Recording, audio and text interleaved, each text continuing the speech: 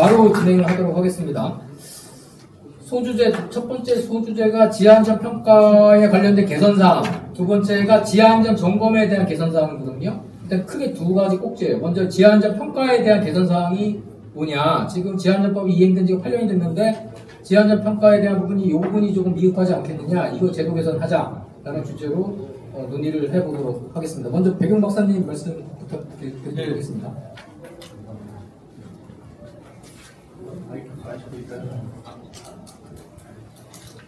예, 한국 소개받은 건설기술연구원의 백용입니다. 먼저 토론의 주제에 대해서 제가 그 첫 번째 주제로 지하안전 평가의 개선사항은 무엇일까? 그래서 지금은 기술적인 것보다는 전체적인 법제도라든지 프로세스에 대해서 좀 의견을 드리고자 합니다. 두 가지 정도 먼저 말씀을 드리겠습니다. 지하안전 평가 목적 달성을 위해서 수용 실태가 적정한가, 또 기술자 의견은 제대로 반영이 되고 있는가 하는 부분하고, 두 번째로 현장 점검과 작성 시기, 지하안전 평가의 작성 시기, 또 보고에 대한 프로세스는 적정한가, 문제점은 없는가, 두 가지의 주제로 제가 조금 정리를 했습니다. 먼저 우리가 지하안전 평가를 하게 되면 논문조사라든지 현장조사, 자료 분석, 또 전문가 의견으로 평가가 실시되고 있죠. 기술자들이 현장 상황 및 또 이제 정황을 검토를 해야 또 내용을 정리를 해서 이제 보고서를 제출해야 되는 부분이죠. 근데 실제 지하안전 평가와 관련된 내용들이 어느 정도 포함이 되어 있을까? 보고서 두께는 두껍습니다. 굉장히 두꺼운데 실제로 우리 집안 전문가들이 의견을 제시하는 부분, 특히 지방 기술자들이 하는 부분, 이런 부분들에 대한 검토가 필요하다. 그 다음에 제가 지하평 보고서를 검토하다 보니까 너무 두꺼워요. 너무 두껍고 불필요한 부분도 있는 것 같고, 뒤에 또 얘기 드리겠습니다만, 지하평을 검토할 때 프로세스가 적절한가? 시간적으로 너무 늘어지는 것은 아닌가? 또 간소화할 필요는 없는가? 이런 부분도 생각을 해볼 필요가 있겠다는 생각이 들었고, 그 다음에 지하안전 평가 목적이 그 적정성 여부, 그 다음에 땅 꺼짐 현상은 우리가 사실 불가항력적으로 완전히 방지하기는 어려운 부분인가, 또 지하안전 평가 보고서가 그것을 모두 해결할 수 있는가 하는 부분이 검토가 되어야 될 필요가 있다 하는 생각이 들고, 지하안전 평가 보고서가 지하 굴착 현장에서 발생할 수 있는 최소한의 대책 방안으로 우리 땅 꺼짐 현상은 만병통치약은 아닙니다 하는 얘기를 다시 한번 드리고 싶고, 또 이런 부분에 대한 집안 전문가가 숙고해야 될 사항이다 하는 생각이 들었고요. 두 번째는 이제 이 프로세스에 대한 부분입니다. 현장 검토 작성 시기 보고 프로세스에 대한 문제점인데, 행정 절차상에는 이 지하평은 문제가 없는가? 저는 분명히 문제가 있다고 생각합니다. 이 지하평 보고서를 이제 초기에 재검토를 하다가 보니까 분명히 행정 처리에 들어가는 시간이 더 길더라. 실제로 조사하는 시간보다는 오히려 검토받는 시간이 더 길었던 부분이 있습니다.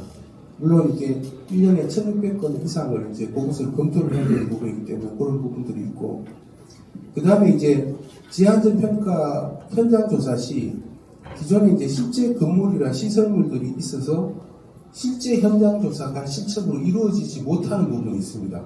이런 부분은 어떻게 할 것인가? 특히 개척 굴착 현장의 경우 대부분 또 신재 있고 재개발 경우는 또 주택이 조밀한 지역, 이런 부분들은 지하평 보고서가 또 완벽하게 또 우리가 커버할 수 없는 그런 허점이 있다고 생각합니다. 그런 부분에 대해서 한번 우리가 논의를 해야 되고, 앞으로의 개선 사항으로 제가 몇 가지를 의견을 드렸습니다. 네. 좋은 질문 주셨고요. 선생님, 제가 하나만 좀 여쭤볼게요. 최근에 그 프로세스 관련해가지고 이런 의견들을 개진하는 경우가 꽤 있어요. 저도 상당 부분 동의를 하는데, 지하안전 평가서나 착공고 지하안전 조사서를 우리 그 웹상에서 좀 작성을 좀 하자. 그래서 우리가 JI 시스템을 조금 업그레이드를 해가지고 웹상에서 좀 구축을 해서 DB화하자 이런 의견들이 많거든요. 그 부분에 대해서 어떻게 생각하세요? 지금 검토하는 게 이제 국토연하고 도로공사 하고 있는데 이분들 보면 실질적으로 팀을 꾸려져서 보고서만 검토하는 팀들이 있죠. 근데 뭐 죄송하게 생각합니다. 저도 사실 그 의견이 건설련 저한테까지 왔습니다. 건설련에서도 검토를 해달라고 해서 그러면은 할 수 있는데 이제 그때 상황으로 연구원이 사실 그거 하기는 굉장히 어렵다, 난해하다.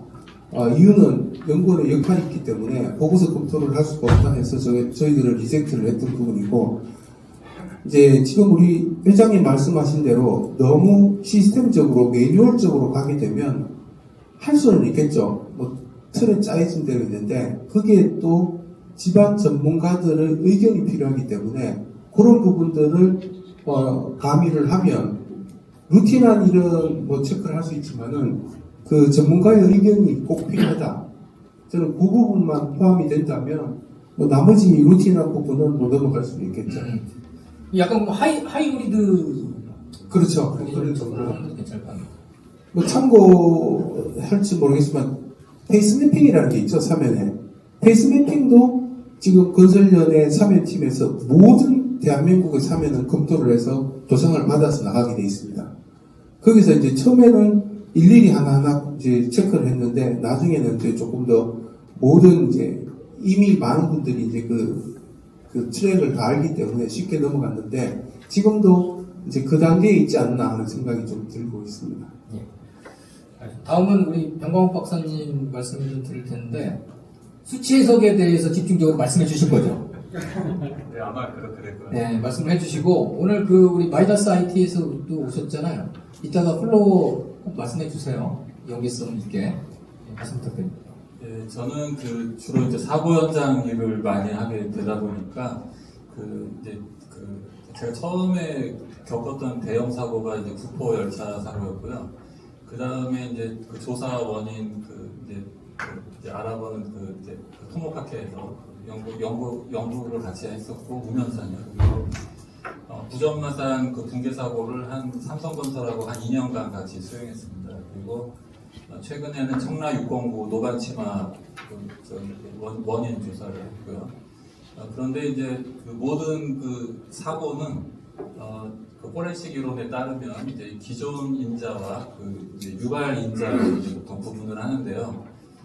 기존 인자 제가 설계 과실은 이제 어디에 포함될까 이제 고민을 해봤는데 설계 과실은 그 기존 인자에 들어가는 것 같습니다. 그리고 이제 시공 실수는 그 유발 인자에 들어가는 것 같습니다. 그래서 제가 오늘은 주로 이제 설계에 대해서 말씀을 드리려고 하는데요.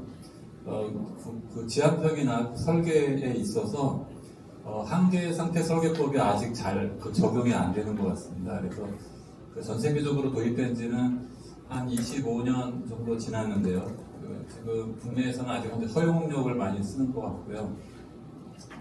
대표적으로 예를 들면 이제 허용변이 25mm인데요. 제가 예전에 그 나툼 그 전문가들하고 이제 얘기를 해본 적이 있는데 그 나툼 전문가들은 이제 허용변이를 경함인 경우에는 뭐 한 5mm 그리고 이제 연약한 지방 같은 경우에는 뭐 한 40mm 뭐 이렇게 얘기를 하는 걸 들은 적이 있는데요. 그 허용변이는 보통 한계 상태 설계법 관점에서 볼 때 사용성 그 한계에 가깝다고 합니다. 근데 국내에서는 사용성 한계인지 아니면 이제 극한 한계인지 이제 그게 좀 불분명하게 그 혼용되는 그 사례가 많은 것 같습니다. 그 말씀하고요. 두 번째는 이제 그 표준 매뉴얼의 그 3차원 해석 부분인데요. 현재는 그 3차원을 이제 풀 그 모델링을 요구하다 보니까 그 요소의 크기가 너무 커서 그 절정 간격이 30m를 초과하는 경우도 많습니다. 그래서 그 30m 공간 안에서는 해석 결과가 이제 같거나 이제 선형으로 조금씩 변화하는 그런 수준에 있기 때문에 그 결과가 좀 과소평가되는 그런 그 측면이 강하다고 할 수가 있습니다. 그래서 이제 그 풀모델링 대신에 그 구간을 좀 이렇게 여러 구간으로 나눠서 좀 이렇게 여러 구간의 3차원 해석을 하는 게 앞으로 좀 이렇게 도움이 되지 않겠나 그렇게 생각하고 있습니다. 그 제가 오늘 그 변박사님한테 꼭 하나 질문 드리고 싶은 게 하나 있어요. 그러니까 늘 말씀하시는데 이제 3차원 해석 자체의 어떤 신뢰성, 이거는 뭐 하드웨어나 소프트웨어의 한계 때문에 발생하는 신뢰성, 이런 것 때문에 우리 2차원 해석이 보다 정밀하고 정확하다 이제 이렇게 얘기를 하고 거기에 집중하는 거는 뭐 저는 100% 동의를 해요. 그런데 이런 궁금증이 하나 생기는 거예요. 우리가 지금 지안전 평가 대상 사업을 가만히 보면 이 건축공사 위주로 한번 가만히 보자고요. 평면상으로 보면은 이제 땅값이 비싸다 보니까 평면상의 규모가 굉장히 적은 거예요. 가로 10m, 세로 10m, 굴착 깊이만 20m 이런 현상들이 많이 생겨요. 자, 이때 대표 단면을 끊어가지고 2차원을 본다면은 과연 이것이 평면 변형률, 플레이스테인 상태이냐 굉장히 궁금하거든요, 저는. 이거 무슨 얘기냐 하면 굉장히 작은데 이거를 플레이스테인적으로 봐야 되느냐 2차원 해석을 할 때 이런 의구심이 생기는 거예요. 과연 이게 그 2차원적으로 검토를 했을 때 3차원적인 거동이 배제된 상태의 대표 단면 검토를 하는 것이냐? 이런 궁금증이 계속 생기는 거예요. 이 부분에 대해서 어떻게 생각하세요? 저는 이제 3차원 해석이나 그 2차원 해석이나 이제 고수축 설계를 해야 된다고 생각하거든요. 그래서 그 2차원 단면을 선택을 할 때 그 가장 이제 위험한 그 단면을 잘 선정을 해야 된다고 생각합니다. 하여튼 뭐 그런 궁금증이 항상 있어요. 그래서 이게 2차원 해석이 보수적인 건 다 좋아. 그런데 과연 2차원 단면을 해석하는 게 우리 평면 변형률 조건에 맞느냐? 이거는 한번 우리가 고민할 필요가 있다. 이렇게 생각이 듭니다. 다음 우리 유재성 대표님 의견 들어보겠습니다. 이제 이런 자리를 만들어 주신 이호 회장님 고생 많이 하셨고요. 사실은 여기 앞에 계신 분들이 더 전문가시고 더 많은 지식을 알고 있을 것 같은데 패널을 참석을 하게 됐습니다. 제가 이 꼭지는 크게 세 꼭지인데 지안전 평가 개선사항이 뭐냐, 그다음에 지안전 전문 개선사항은 뭐냐, 지안전 제도 이행력 강화를 위한 실정 방안은 무엇이냐, 세 가지인데 세 가지를 간단히 적었지만 사실은 제가 할 말은 많이 있습니다. 회장님한테 한 가지 먼저 여쭤보고 싶은데 저희가 지안전 평가를 하는데 주어진 돈과 금액이 있습니다. 근데 받은 돈은 아바떼급을 받았는데 소나타급을 지나 제네시스를 만들어 줘야 되는 거라고 생각을 하시는 건가요? 제가 그럼 저기 답변은 안 하고 다시 질문을 드릴게요. 닭이 먼저입니까? 달걀이 먼저입니까? 이 얘기하고 똑같은 것 같아요. 그러니까 제가 이제 항상 주장하는 게 지금 유 대표님 말씀하신 것 100% 공감합니다. 해야 될 일이 굉장히 많아. 그런데 과연 대가가 적정하냐? 적정하지 않다고 생각을 해요. 자, 그러면은 어떻게 할 거냐? 이게 문제죠. 대가가 적으니까 대가에 맞는 일을 할 것이냐? 또는 제대로 일을 하고 대가를 요구할 것이냐? 결국은 닭이 먼저냐? 달걀이 먼저냐? 제가 이제 질문을 한 거는 저희가 접하고 있는 평가의 종류가 상당히 많습니다. 지안전 평가가 그 중에 하나고, 교통영향 평가 있고, 환경영향 평가 있고, 재영향 평가 있고, 또 문화재 영향 평가도 있고, 교육영 평가도 있고, 인구영향 평가도 있고, 그 중에 하나가 지안전 평가입니다. 그리고 지안전 평가 내부에서도 세부적으로 보면 20m 이상 부착을 하는 지안전 평가가 있고, 10에서 20m 사이에 소규모 지안전 평가가 있고, 착공 후 지안전 조사가 있고, 그 다음에 지안전 점검이 있고, 또 부분적으로 하는 집안 침하 위험도 평가가 있습니다. 그거에 더불어서 지안전 관리 기본 계획이라고 하는 게 별도로 또 있습니다. 그 중에서 지안전 점검 중에 GPR 탐사가 많아지다 보니까 꼭지를 하나 따로 뺀다고 하면 지안전 평가와 관련된 업무가 크게 7개의 부류로 나눠집니다. 왜 이 말씀을 드리냐 하면 저희가 법과 제도와 기준과 항목을 정확히 좀 이해를 해야 된다고 하는 그런 차원에서 말씀을 드리는 겁니다. 평가를 하면 평가를 해야 되고, 조사를 하면 조사를 해야 되고, 국가가 수립해야 되는 안전관리 기본규율을 수립을 한다면 그걸 해야 되는 게 맞습니다. 근데 평가와 조사와 점검과 기본계획이 서로 헷갈리거나 오염도 평가가 헷갈리면 본질을 놓친다는 얘기거든요. 제가 이제 특히 말씀드리고 싶은 건 지안전 평가하고 소규모 지안전 평가, 그다음에 착공 후 지안전 조사는 많이 세팅이 됐습니다. 왜냐, 수많은 시행착오를 겪었고 민간 사업자 위주로 하는 것들을 많이 이런 기관에서 계속 검토를 하고 있습니다. 근데 안 되고 있는 부분은 총괄해서 제가 세 꼭지를 말씀을 드리는 건데, 지하안전관리 기본계획은 국가나 지자체가 계획을 수립을 해야 됩니다. 첫 번째, 국가가 지하안전관리 기본계획을 수립하고 도나 광역시가 수립을 하고 그걸 근거로 지자체에서 하게 되어 있습니다. 근데 많은 지자체가 지하안전관리 기본계획 수립을 안 하거나 옆에 시군 거를 간단히 갖다 뺏겨서 그냥 참고하는 경우가 많습니다. 그래서 제가 요구하고 싶은 건, 지금 국토안전 관련해서도 오셨고 도로공사에서도 오셨는데, 이 지하안전 평가 업체들이 소규모고 사실 열악합니다. 인력도 열악하고, 그 열악한데 교육도 보내고 평가도 하고 인력 대체도 하느라 고생이 많습니다. 그러면 이 업체들 잘 되라고 노력을 하고 지적을 많이 해주시는데, 그거보다는 지하안전관리 기본계획을 항목별로 잘 하는지 안 하는지, 도부터 광역시부터 시군부터 다 전수조사 해주시기를 좀 요청을 드립니다. 그 상위기관에서는 하지도 않는 걸 괜히 법을 만들어가지고 민간 사업자만 때리고 벌금 주고 벌칙 조사가 되겠습니까? 이 민간 업체들도 열심히 노력을 하고 있습니다. 근데 국가가 관리를 해야 될 그 상위기관, 공직자에 있는 사람들은 가만히 내버리고 하지도 하는지 안 하는지도 모르고, 그래서는 저는 안 된다고 생각을 합니다. 그런데 또 하나는 지안전 점검이라고 하는 거를 5년에 한 번씩, 원래 공동조사는 5년에 한 번씩 하게 돼 있고 지안전 점검은 해마다 하게 돼 있습니다. 해마다 하게 돼 있는데 어떤 거를 하느냐, 땅속에 있는 500mm 이상의 직경을 가지고 있는 상수관이라든가 하수관이라든가 그 다음에 지하차도라든가 전력구라든가 이런 모든 걸 다 조사를 하게 되어 있습니다. 열수원도 마찬가지고. 근데 지자체에서 500mm 이상의 그 시설물을 관리하는 데가 어디는 상수관, 하수관은 지자체에서 하고, 전력구나 이런 부분은 한전이 하고, 열수원관은 또 가스공사하고, 지역난로공사에서 하고, 다 틀리거든요. 그리고 그 각 기관에서 다 해야 된다는 겁니다, 사실은.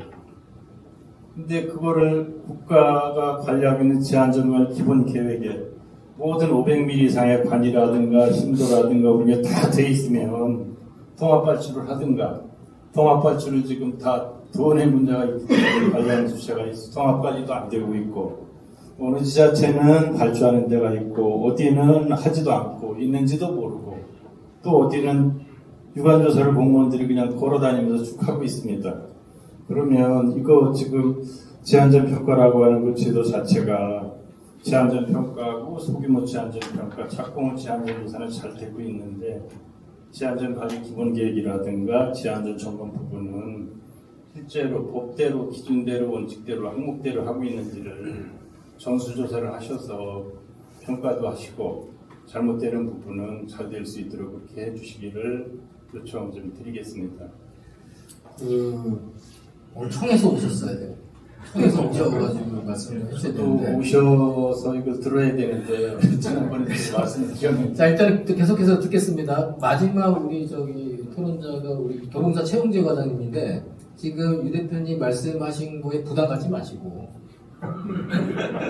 본인 의견만 말씀해 주세요. 네, 안녕하세요. 지하안전평가센터 최홍재 과장입니다. 저 같은 경우는 개인적으로 검토업무를 하다 보니까 검토업무를 하고 분기별 이행점검을 하면서 생각했던 겪었던 문제점 위주로 말씀을 드릴 것 같습니다.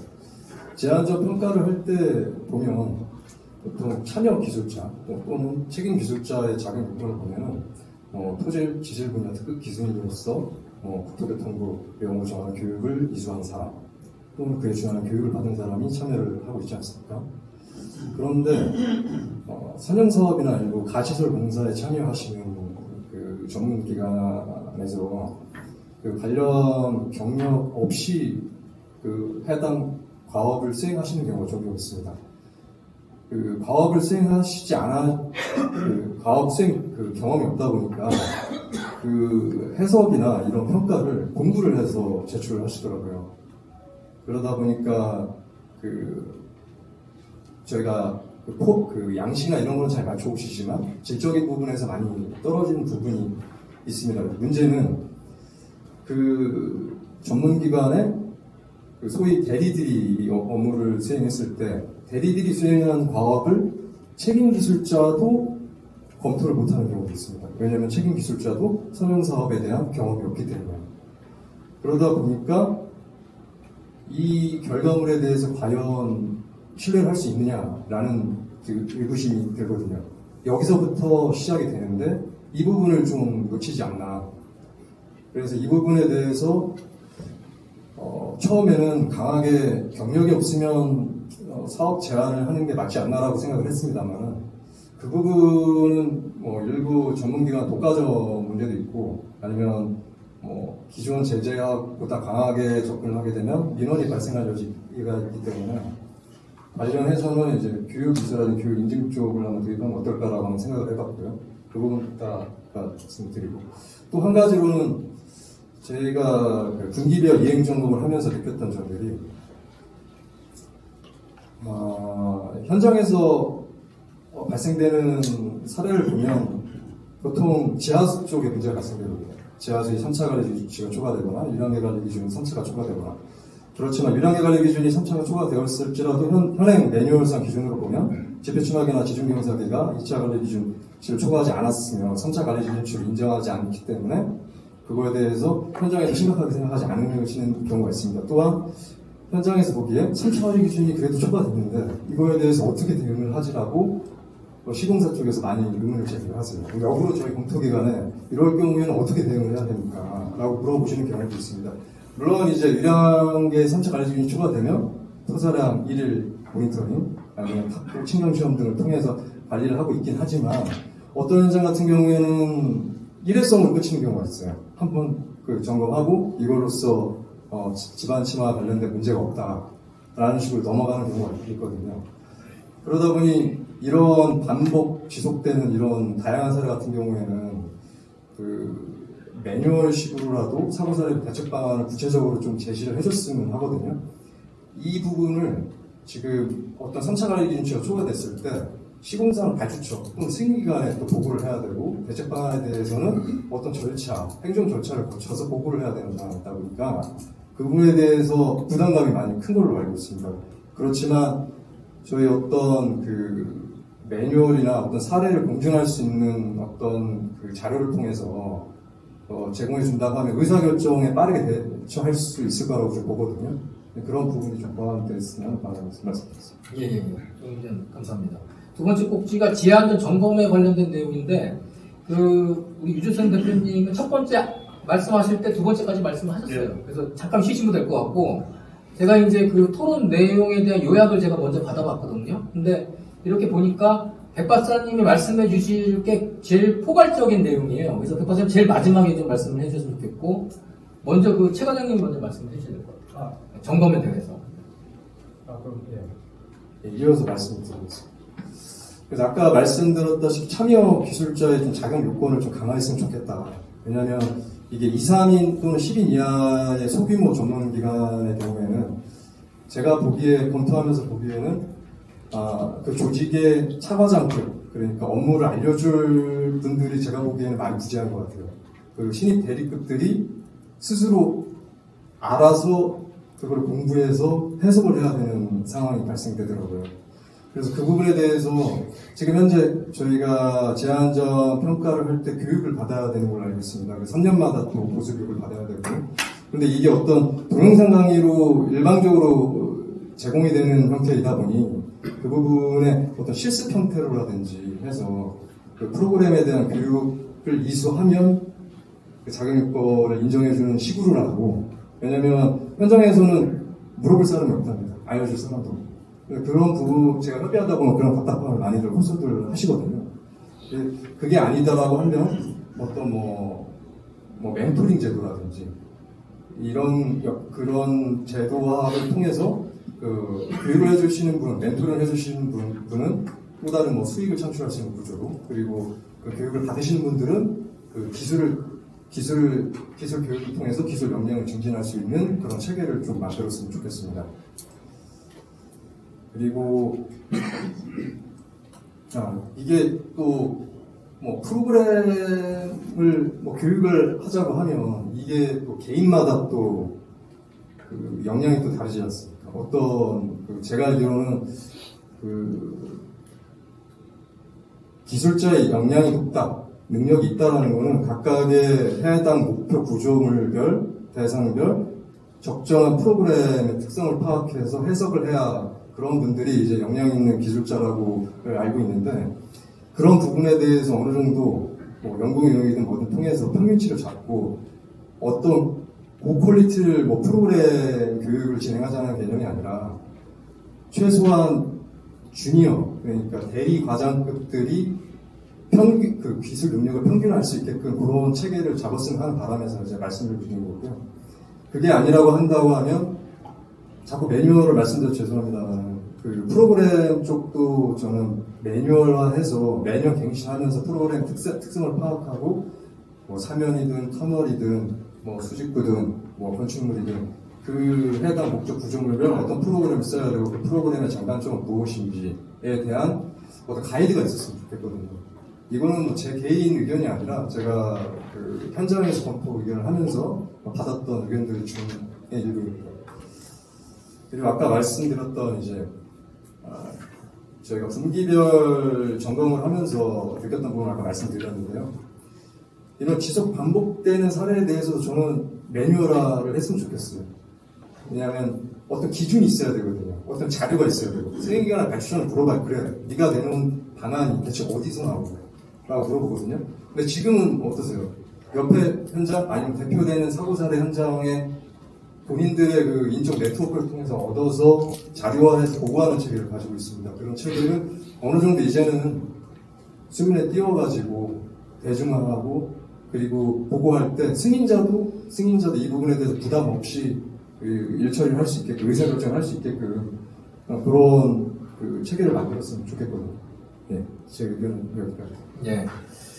오늘 진짜 몇 번 말씀을 드리는데 청이 왔어야 되는데 이런 생각이 들고, 그리고 지금 제가 지금 말씀하셨는데 사실은 어떻게 보면 청이 없으니까 저희 협회가 해야 될 일이에요. 사실 이게 계속 교육에 대한 부분인데 지금 뭐 매뉴얼만 있다고 해서 제대로 이행된다고 확증할 수 없어요, 그죠?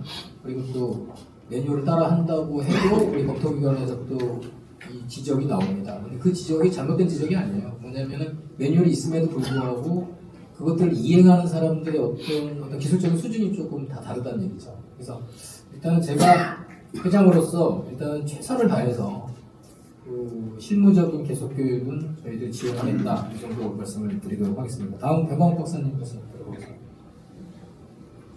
그 싱크홀이나 그 소규모 그 집안 침하는 그 주로 이제 지하수에 의한 그 침식 작용 때문인 것으로 이제 알려져 있고요.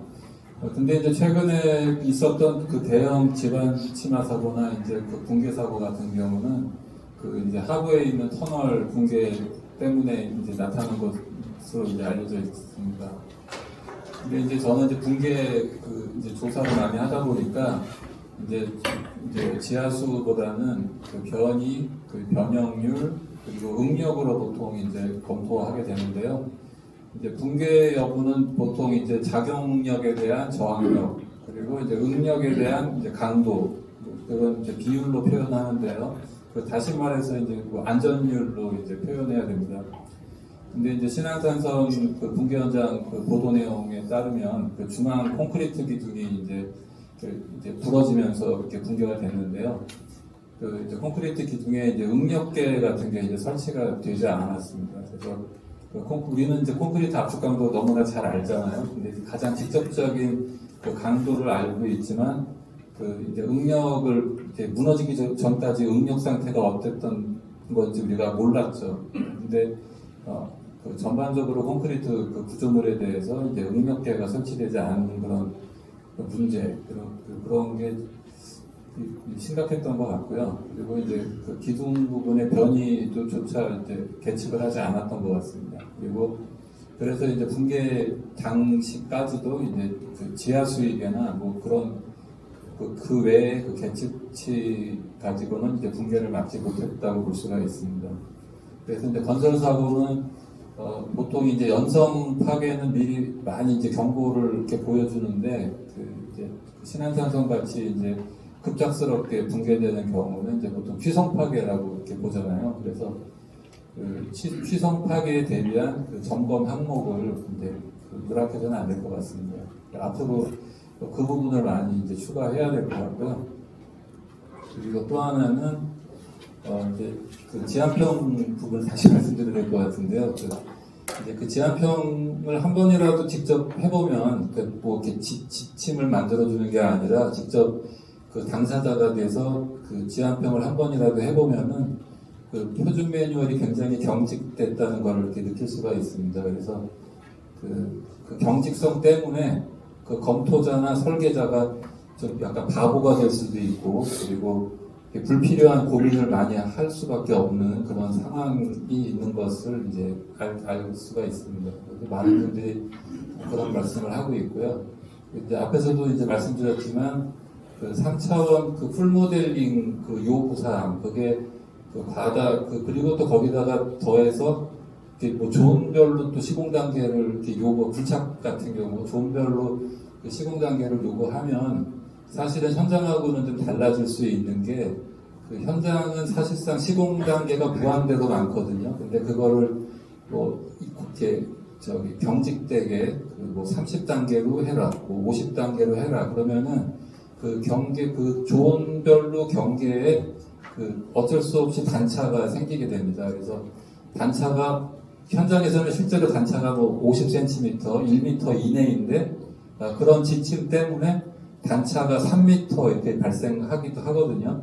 그래서 그로 인해서 사실은 현장에 존재하지 않는 그 시공 단계를 그 이제 어떤 지침이 요구해서 불필요한 불안정 상태까지 고려해야 되는 경우들이 있습니다. 그래서 이제 경직성을 제거해야 그 설계자나 검토자가 그 창의성이나 그 유연성을 가지고 가장 위험한 상태에 대해서 이제 설계하거나 검토할 수 있을 거라고 생각합니다. 예. 우민 말씀해 주셨고요. 그러니까 매뉴얼이 조금 디테일함으로 좀 더 갔으면 하는 거예요. 왜냐면은 아까 그 우리 최원님 말씀하셨지만은 그게 다 사례거든요. 이런 사례는 이렇게 해라. 이런 부분에 대해서는 이렇게 하면은 위험칙이나 이런 검토가 되니까 이런 경우는 이렇게 해라라는 예시를 많이 좀 했으면 좋겠다는 생각이 들고요. 마지막으로 우리 백박사님 말씀을 해주시는데 우리 세 번째 꼭지가 그 이행력 강화거든요. 그것까지 좀 같이 좀 말씀해 주시죠.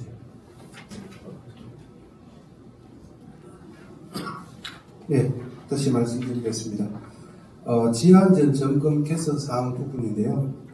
지난번 제가 그 국토부와 같이 점검 나갔을 때 같이 경험을 통해서 한번 말씀을 드리겠습니다. 먼저 지하안전 점검의 개선 사항은 제가 두 가지 정도를 생각을 했습니다. 먼저 점검 주체, 점검 방식에 대해서 전문가의 의견이 어느 정도 들어가 있느냐 하는 부분이고요. 두 번째, 이제 점검 결과를 어떻게 활용할 것인가 하는 부분, 두 가지의 말씀을, 개선 방안을 드리겠습니다. 그 다음에 이제 세 번째 주제로 그 이행력 강화를 실천 방안으로 저도 이제 두 가지 정도 좀 말씀을 드리겠는데요.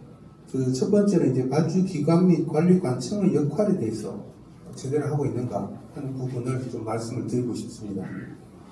두 번째, 이제 지하안전 제도 정착과 수행을 위해서 각 단계별로 역할을 제대로 하고 있는가, 또 책임 소재는 제대로 지금 되고 있는가 하는 부분으로 한 네 가지 정도 간단하게 말씀을 드리겠습니다. 먼저 저는 대전청을 갔는데요. 대전청을 갔는데 왜 그 현장이 선정됐는지 모르겠어요. 굴착이 하나도 안 해드렸어요. 아직도 차수를 어떻게 하고 있더라고요. 그래서 제가 이제 다른 경험상 국토부 이제 점검을 나가보면 대부분 5개청에 이렇게 뿌립니다. 뿌려가지고 어떤 청 올리죠. 통상적으로 우리가 도로 현장 같은 경우는 공정률 60%, 70% 정도 이렇게 가게 되는데 이 현장 같으면 공정률이 10%도 안 되는 현장이에요. 근데 왜 그랬느냐니까 민간 사업주더라고요. 그래서 대전청에서는 사실 그렇게 큰 현장이 별로 없어서 선정을 했더라고요. 사실 이런 부분이 먼저 처음부터 형식적인 국토부의 점검입니다. 지하안전 점검. 굴착을 하니까 들어가는 거죠. 그런 부분에서 협회라든지 아니면 전문가의 의견이 들어가야 된다. 여기서부터 벌써 문제점이 생기는 거죠. 두 번째에 그럼 점검 대상 지역에 대한 부분에 전문가가 할 일이 뭘까? 먼저 우리 통상적으로 심도를 얘기하죠. 지하안전 평가에 심도를 하는데 심도보다 더 중요한 게 있다고 생각합니다. 이 현장이 정말 위험군에 해당될까? 아니면 더 위험한 고위험군에 해당이 될까? 하는 부분은 좀 생각을 해볼 필요가 있죠. 오늘 이제 우리가 그 위험도 지도가 나왔지만 여의도 같은 경우는 우리가 뭐 늘 얘기하죠. 사상부가 그 현장에 모래집안에 63층의 빌딩 올린 거잖아요. 그러면은 이미 위험하다는 건 알고 있거든요. 이런 부분에 대한 것도 우리가 점검할 때 어떤 현장을 선정할 때부터 똑같은 지하안전 평가 보고서를 쓰는 것이 아니라 현장에 맞는 지하안전 평가 보고서가 필요하다. 그러면은 사전에 구분을 해서 점검 관리, 그다음에 이런 부분도 필요하다. 그래서 예를 들면 연역지방, 모래지방, 하천, 해안가 주변, 산악지형하고 도심지하고 다르죠. 당연히 다르기 때문에 똑같은 기준 잣대로 보고서를 써서 제출한다. 획일적인 매뉴얼로 해서 이런 부분은 불필요한 현장 보고서라든지 기술 보고서가 되니까 이거는 개선할 필요가 있다 하는 생각을 가졌고 있고요. 두 번째로 이제 지한평 보고서가 잘못된 부분도 있지만 굉장히 잘 된 부분이 있어요. 이렇게 보면은 지한평 보고서를 보면 이제 한 8년 되니까 2단계로 이제 들어가 보니까 너무나 잘 되어 있는 부분이 있습니다. 뭐 다 잘 되어 있어요. 근데 조금만 더 보고서를 펼쳐보면 안 되는 부분이 있습니다. 예를 들어 우리 이제 집안 전문가니까 집안조사 제대로 돼 있는가? 그냥 크랙 사진만 찍어서 형식상 붙여놓는 것은 아닌가 하는 부분. 거기에서 집안 전문가들이 목소리를 내고 디테일하게 적은 페이지는 과연 몇 페이지 정도 될까? 대부분 루틴하게 가는 보고서는 형태로 되어 있지 않은가?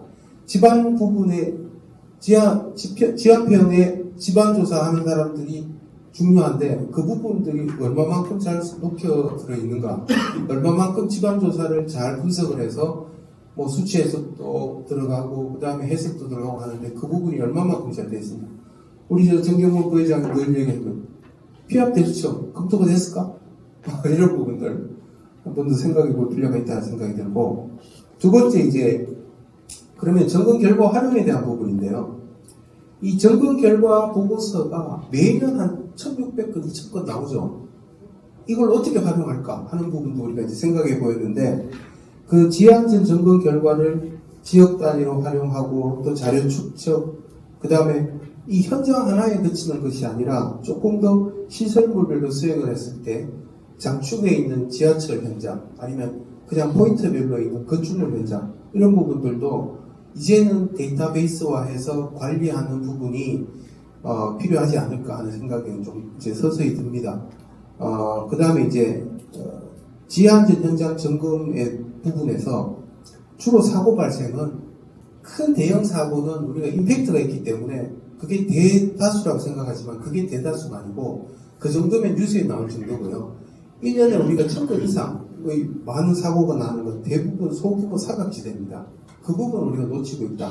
그 부분도 데이터 관리를 해야 되겠다. 그러면 그 누가 할 것인가? 발주기관과 관리관청의 역할이 있죠. 그거를 대변할 기구가 누가 있을까?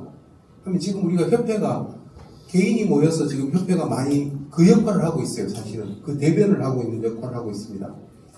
보고서 검토는 국토안전관리원하고 도례원에서 하고 있습니다만 실질적으로 그 이외의 많은 역할들 TF팀 들어가서 일하는 거 이건 다 지금 우리 협회가 하는 일이기 때문에 이런 부분도 사실은 정말 기구가 만들어지든지 아니면 뭐 정부에서 기구가 만들어지든지 아니면 우리 협회에서 그 일을 일임을 받아서 하게 있는 법적인 조치를 하든지 그런 게 들어가야 될 것 같다.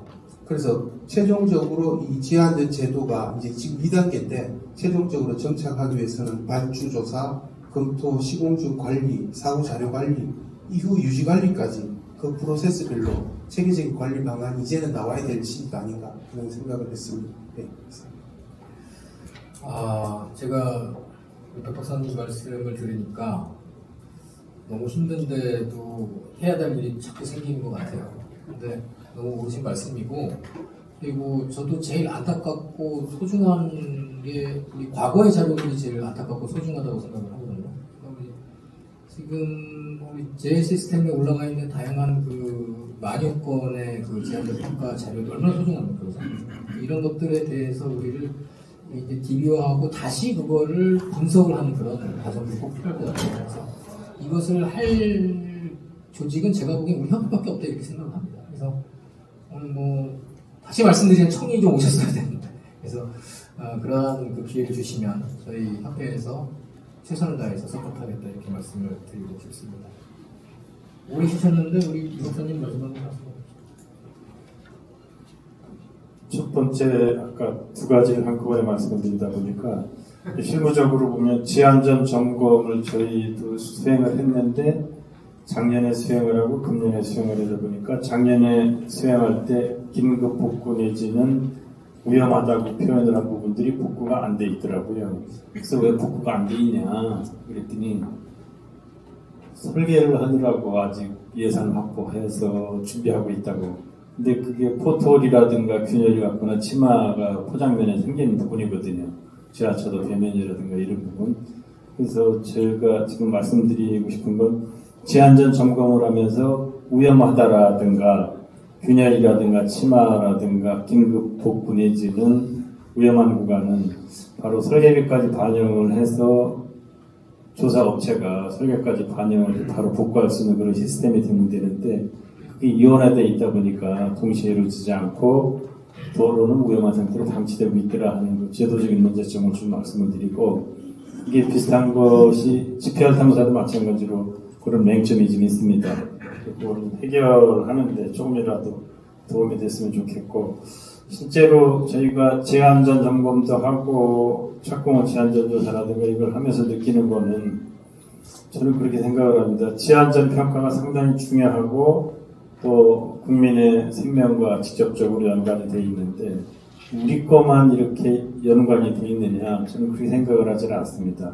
다른 타 분야의 평가도 중요하고 그 중요도 때문에 생긴 건데 유독 제한전 평가만 국가기관에서 다 검토하고 평가를 하고 있습니다. 교통영향평가, 환경영향평가, 재해영향평가, 문화재영향평가, 교육영향평가, 인구영향평가 다 민간 전문 업체에서 하고 있습니다.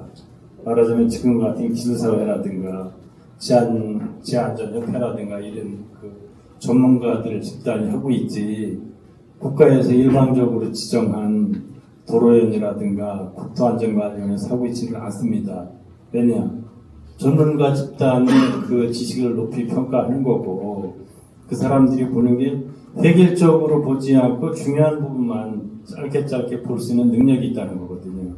그래서 저희도 다 기관에서 오셨지만 국토부에서 안 온 게 조금 아쉽고 사실은 지금 현재까지 한 이런 그 평가라든가 이런 업무가 상당히 전문 교육도 받았고 열심히 일도 하고 그 여러 경험을 가진 사람들이 하고 있는 일이기 때문에 이거에 대해서는 좀 고민을 해볼 필요성도 있지 않나. 왜냐하면 저희 제한전협회에서의 역할이 전문가 집단이 조금 더 커졌으면 하는 그런 바람에서 말씀을 드린 거고 좀 좋은 방향으로 제도 개선이 이루어지는데 조금이라도 참고가 됐으면 하는 바람입니다. 예, 감사합니다. 우리 패널들이 우리 협회에 대한 역량, 역할, 그 다음에 잘하고 있는 걸 너무 칭찬을 해주셨는데 그 오해하지 마십시오. 저희 짠 거 아닙니다. 건조하게 하는 거니까 그렇게 좀 받아주시고 다음은 우리 변광욱 박사님 말씀. 네, 또 신앙산선 말씀을 더 드리게 되는데요.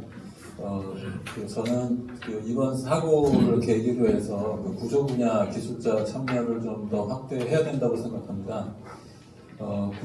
구조공학을 전공했다면은 그 초중급 기술자 정도만 되더라도 그 철근 콘크리트 기둥의 그런 그 균열 현상이 나타났으면 그 스폴링 같은 그런 폭결 현상이라고도 하죠. 그런 현상이 있으면 취성 파괴가 임박했구나, 붕괴가 임박했구나라는 걸 알 수 있었을 것입니다. 이제 후문에 의하면 또 이제 현장에 상당히 이제 유명하신 토지기술사분이 이제 현장 자문을 하고 있었는데 그 붕괴 당일 새벽에도 현장에 이제 들어가서 자문을 했다고 합니다. 거기서 이제 뭐라고 했나 하면 이제 잘하면 복구가 가능하다라고 이제 자문했다고 그러는데 그 구조기술사가 한 명이라도 같이 갔으면 이제 그런 장면은 하지 않았을 것입니다. 그래서 이제 앞으로 이제 이제 구조 분야 기술자가 이제 분야 특성상 그 한계 상태 설계법도 더 이제 붕괴 조건에 대해서 더 잘 이해하는 부분들이 있기 때문에 그 참여를 앞으로 좀 더 확대해야 될 것 같습니다. 그리고 지금 현재 이제 그 지안평이나 설계가 그 상당히 조잡한 그 수준으로 그 행해지고 있거든요. 그래서 그 이제 보통 그 최대 3차원 수치 해석을 하면 최대 우리가 해석 영역을 100m나 이제 200m 구간까지 해석을 할 수가 있는데 지금 그 신안산선이나 다른 그 명일동 그 GTX 이런 그 보고서들을 보면 그 500m 이상의 광범위한 영역을 그 하나의 모델로 다 이렇게 풀 모델링을 하고 있거든요.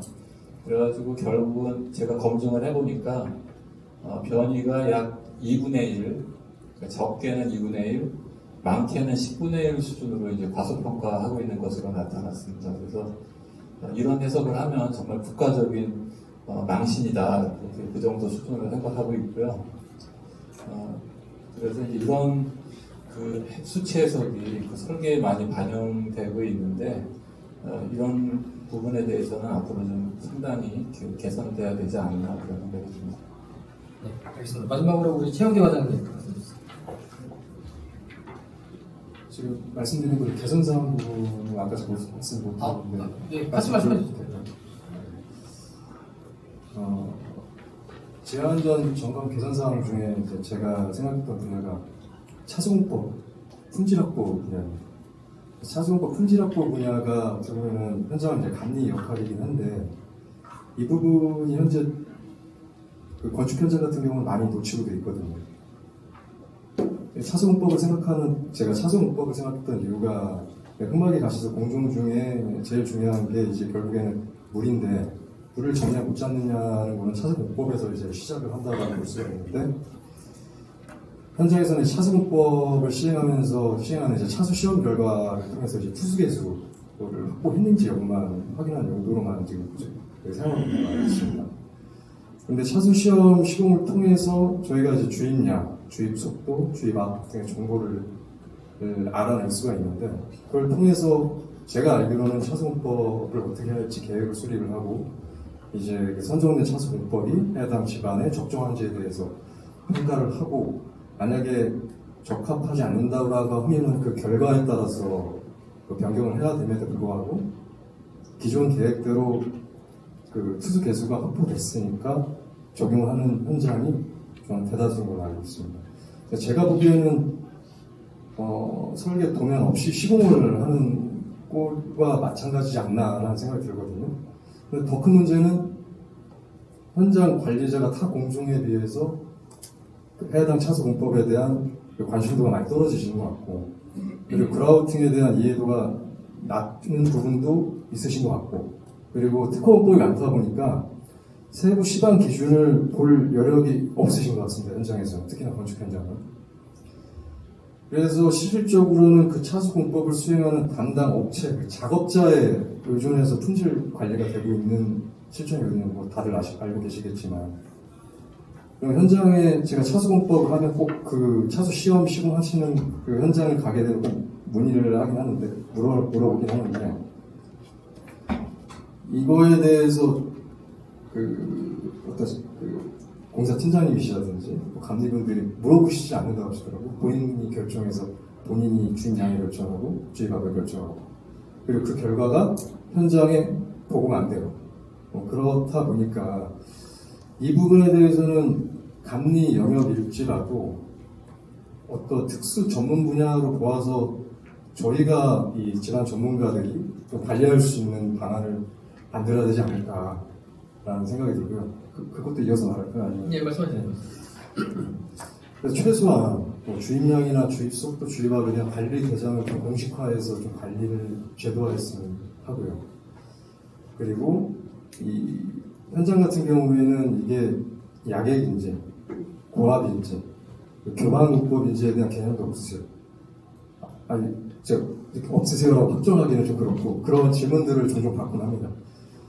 그러다 보니까 그거에 대한 대략적인 관리 기준이라도 공법별로 그런 그 특성을 분석해서 뭐 연구 용역이든 뭐든 그런 대략적인 가이드 방안은 나와야 되지 않겠나. 지금 당장 뭐 시작을 하자는 게 아니고 이게 문제가 되고 있으니 그게 감리에서 관리를 하든 저희 쪽에서 관리를 하든 누군가는 이제 이 사각지대에 있는 이 차수공법의 품질 관리에서 관리 부분에 대해서 이제 관리가 돼야 되지 않겠나라는 생각입니다. 그리고 이제 현장 점검하면서 그 계측기에 대한 실측을 시행을 하거든요. 특히 지하수위기 같은 경우는. 그러면 현장에서는 계측서가 준비가 안 됐기 때문에 실측을 못한다라고 말씀하시는 현장들이 꽤 많습니다. 그리고 자동 계측이기 때문에 그 계측할 수가 없습니다. 라고 말씀하시는 현장도 있고요. 그런데 저희가 지금 이행점검을 하는 가장 큰 목적 중에 하나가 제한적 평가를 통해서 계측관리 기준을 수립을 하고 그 수립된 기준이 현장에 제대로 적용됐는지, 적합한지, 적합지 않으면 변경을 해야 됨에도 불구하고 그런 부분들을 확인하기 위해서 저희가 이행점검을 하는 목적도 있거든요. 그런데 이제 실측을 못한다고 하면 그 데이터가 정말 맞는 데이터인지, 적정한 데이터인지, 신뢰성 있는 데이터인지를 확인을 못하다 보니까 아예 이 부분을 이행점검 시에 실측하는 것을 의무화하는 방안으로 좀 수립을 하면 어떨까 하고요.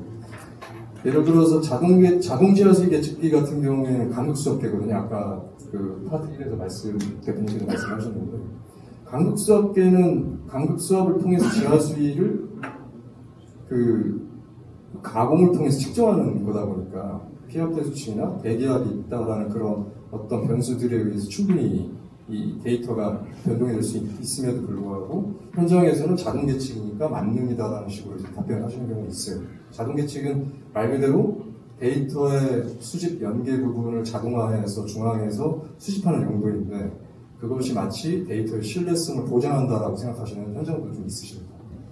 그리고 어떤 데이터가 튀는 부분에 대해서 이게 현장에서 튀었다라는 걸 알고 이력 관리를 하셔야 됨에도 불구하고 계측서에서 임의로 삭제를 하는 경우도 많더라고요.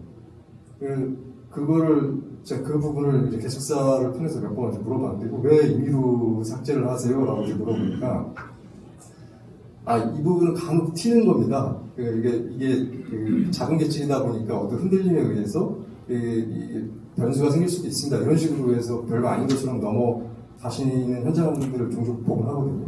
그렇기 때문에 그 실측에 대한 의무화를 좀 진행을 했으면 좋겠고요. 그리고 계측 데이터의 연계 부분에 대해서 예를 들어서 집안 조사했을 때 지하수위가 그리고 착공 후에 지하수위가 그 초기치를 설정할 때 많이 차이가 나는 현장이 있습니다. 보면은 인근의 동시굴착 현장은 아니더라도 굴착 현장이 있음으로 인해서 지하수위가 변동되는 경우도 있다 보니까 제가 그러면 그 인근 현장의 지하수위계나 다른 계측기의 데이터를 얻어서 한번 초기치가 적정한지 한번 검토를 해보시면 어떨까요? 하고 의견을 드리는 경우도 있거든요. 그러면 그 현장에서 안 주시려고 하신다 하시더라고요. 왜냐하면 줄 의무가 없으니까. 그런데 저희가 어떤 계측 데이터의 적정성이나 신뢰성 확보를 위해서는 연계 분석을 실시하듯이 그 기존에 했던 계측 데이터를 그 계측 데이터와 연계해서 그 초기치가 적정한지 본다고 하면 이 당장 지하수위가 저하된 거에 대해서 우왕좌왕할 게 아니라 이런 이력에 의해서 이렇게 변동이 생겼구나라고 현장에서 바로 인지를 할 수 있을 거라고 생각이 들거든요. 별거 아닌 이 실측, 그 데이터 연계를 통해서 어떤 이 데이터에 대한 신뢰성을 확보할 수 있다라고 보고 있기 때문에 이런 부분도 좀 의무화해서 진행했으면 하는 바람입니다. 네. 다 이해 가게끔 말씀을 해주셔가지고 부연 설명 안 하겠습니다. 마지막으로 플로어에서 질문 좀 받고 그리고 잠깐 쉬었다가 마지막 세션 진행하겠습니다. 질문하실 분 질문해 주세요. 없으시면 제가 네. 그냥 말씀드려요.